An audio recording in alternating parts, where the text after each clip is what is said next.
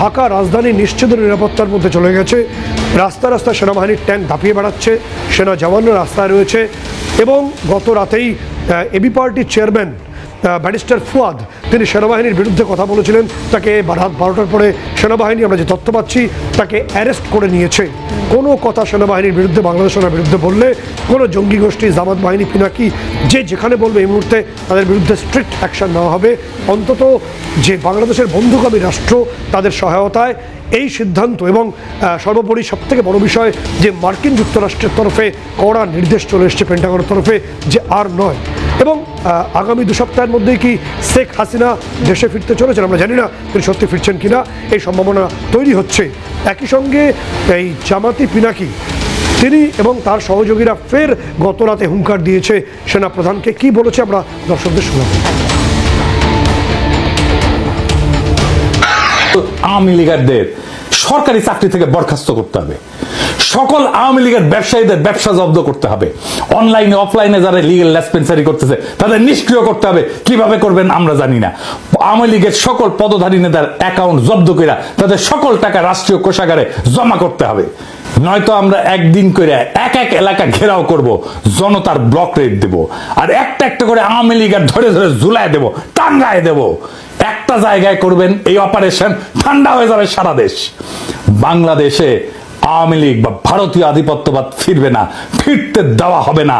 যতই তার পিছনে ইন্ডিয়া থাকুক, ইন্ডিয়ান লেসপেন্সার ওয়াকার থাকুক, জেনারেলরা থাকুক, সিভিল মিলিটারি ব্যুরোক্রেসি থাকুক, প্রথম আলো থাকুক, ডেইলি স্টার থাকুক, বামেরা থাকুক, আর বিএনপি থাকুক, এমনকি প্রফেসর ইউনূস থাকুক, আওয়ামী লীগকে রাজনীতি করতে দেওয়া হবে না, আওয়ামী লীগকে নির্বাচন করতে দেওয়া হবে না। বাংলাদেশের দরকার হইলে আর একটা জুলাই হবে, দরকার হইলে আবারও রক্ত দেব, আবার লড়াই হবে, দরকার হইলে নতুন বিপ্লবী সরকার আবার গঠিত হবে। এই চূড়ান্ত লড়াইয়ের আহ্বান জানায় গেলাম। সিপাহী জনতার দরকার হইলে আবার মাঠে নামবে 7ই নভেম্বরের মতো, 15ই আগস্টের মতো, 5ই আগস্টের মতো। 5ই আগস্টের ভুল আমরা আর করব না, জান দেব কিন্তু জুলাইয়ের অর্জন দেব না ইনশাল্লাহ। খোদা তাআলা আবার আমাদের বিজয় ছিনিয়ে আনার তৌফিক দিন। ইনকিলাব জিন্দাবাদ।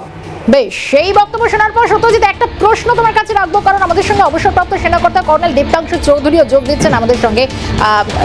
আপনাকে স্বাগত জানাবো এই আলোচনার মধ্যে। আমাদের সঙ্গে আমাদের চিফ রিপোর্টার সত্যজিৎ মুখোপাধ্যায় অবশ্যই কথা বলবেন। কিন্তু সত্যজিৎ, এই যে গোটা বিষয়টা তৈরি হয়েছে, কোথাও কদিন আগে তুলসী গাবার্ডে রীতিমতো ভারতে এসে বৈঠক করা, এবং এরপর আগামীকাল মার্কিন সেনা প্রধানরা তারা রীতিমতো রাস্তায় নামছে, সব মিলে কি বাংলাদেশের কোমর ভাঙতে এই মুহূর্তে রীতিমতো এটাই যথেষ্ট, যেটা ওয়াকুরুজ্জামান খুব ভালোভাবে এখন ঠাড়ে ঠাড়ে বুঝতে পারছেন? একদমই তাই। তুমি যেমন বলছিলে যে বাংলাদেশের একটা ভয়ঙ্কর পরিস্থিতি তৈরি হয়ে রয়েছে, এবং সেনাপ্রধান ওয়াকারুজ্জামান ঘটনার সম্পর্কে অবহিত রয়েছেন। প্রথম থেকে তিনি বলছেন যে বাংলাদেশের স্বাধীনতাকে এভাবে বিকিয়ে দেওয়া সম্ভব নয়। তিনি মানুষের কাছে কমিটমেন্ট করেছেন। আমাদের সঙ্গে অবসরপ্রাপ্ত সেনা কর্তা কর্নেল দীপ্তাংশু চৌধুরী রয়েছেন। দীপ্তাংশুবাবু, আপনি সকাল থেকে বিষয়টি অবহিত, এবং আপনি জানেন যে রোববার রাত থেকে কি পরিস্থিতি বাংলাদেশ জুড়ে তৈরি হয়েছে।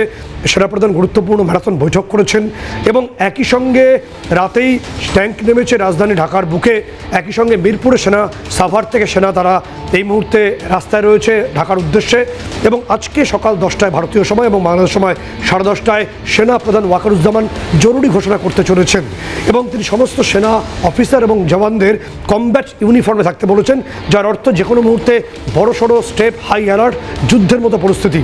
ঠিক কোন পথে এই মুহূর্তে বাংলাদেশ, আপনি কি তথ্য পাচ্ছেন? দেখুন, গতকাল রাত্রি 12:30টার সময় আপনি যেটা ঠিকভাবে বললেন, 5 জন লেফটেন্যান্ট জেনারেল, 8টা মেজর জেনারেল, বিভিন্ন যে ইন্ডিপেন্ডেন্ট ব্রিগেড আছে এবং ডিভিশন আছে তাদের অফিসার, এদের নিয়ে 12:30টার থেকে প্রায় 1.5 ঘন্টা একটা লম্বা মিটিং জেনারেল ওয়াকারুজ্জামান, বাংলাদেশের সেনাপ্রধান, এদের মিটিংটা নেন। আমরা এই খবর আমাদের কাছে নিশ্চিতভাবে এসেছে। 12:30টার থেকে প্রায় 1.5 ঘন্টা মিটিং। এবার এই 1.5 ঘন্টা মিটিং এর পর যে সারাংশ হলো, সেইটা নিয়ে কিন্তু বাংলাদেশের সেনাপ্রধান প্রেসিডেন্টের সঙ্গে, বাংলাদেশের রাষ্ট্রপতির সঙ্গে দেখা করতে গেল, এবং রাষ্ট্রপতির সঙ্গে প্রায় ঘন্টা 1.5 ওখানেও মিটিং হলো।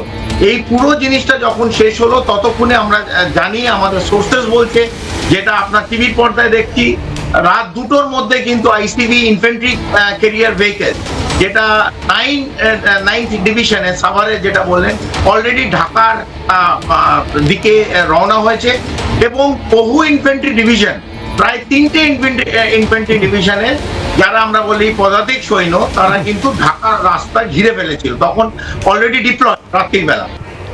আজকে সকালে এটা স্ট্রেংথ আরো বাড়ছে এবং আমরা জানি আজ সকাল 10:30টার সময় অলরেডি ওদের যে হলে এখন পর্যন্ত আমাদের কাছে যে খবর, সমস্ত অফিসার, এটা অফিসার একটা অ্যাড্রেস হবে, বাংলাদেশের সামরিক বাহিনীর যত অফিসার আছেন তারা ওখানে অলরেডি গেছেন এবং যেটা সত্যজিৎ বাবু একদম রাইটলি পয়েন্টেড আউট, ওদের প্রত্যেককে বলেছে কমব্যাট ইউনিফর্মে আসতে, যেটা কমব্যাট ক্যাম্প।